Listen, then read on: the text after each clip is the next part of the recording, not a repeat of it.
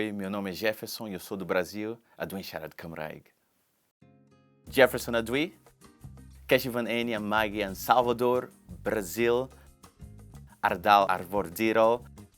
Nes i symud i Gymru yn 2007. Nes i gwrdd a ddynes o Gaerdydd ar y pryd yno.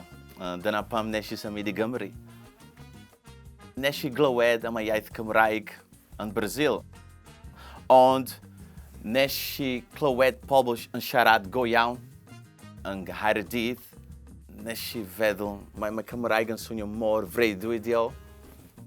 Nes i weld hysbyseb ar y we y cyngor cyfydda mwyn gwahodd pobl sy'n gweithio fel ymarferwyr creadigol i wneud y cwrs o'r enw Cymraeg gwaith. Dwi'n chwarae gitar yn tipyn bach o piano. So dwi wrth fy modd cyfansoddi gerddoriaeth gyda elfennau o jazz, gerddoriaeth Lladin.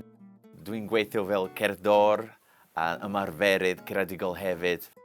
Dwi'n gweithio gyda ysgolion trwy cyfrwng Saesneg a Cymraeg hefyd mwyn datblygu gweithgareddau creadigol. So mewn ffordd dwi'n plethu gerddoriaeth gyda gweithgareddau creadigol.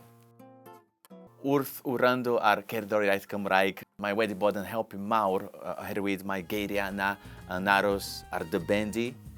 Beth sydd wedi helpu fi ddysgu Cymraeg dilyn pobl ar y we, sianel YouTube.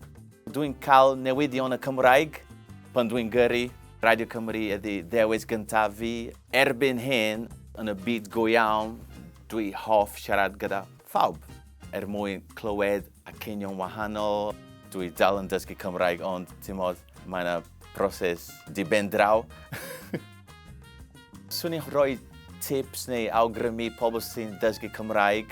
Mae'n bwysig i dysgu yn y dosbarth, ond mae yna sioc mawr pan di mynd i byd go iawn. Mae pawb siarad mor gyflym, paid y phoeni, mae'n cymryd amser, ti'n mynd i dod i arfer. Swn i'n deud bod y iaith Cymraeg wedi dylanwadu fy mywyd yn llwyr.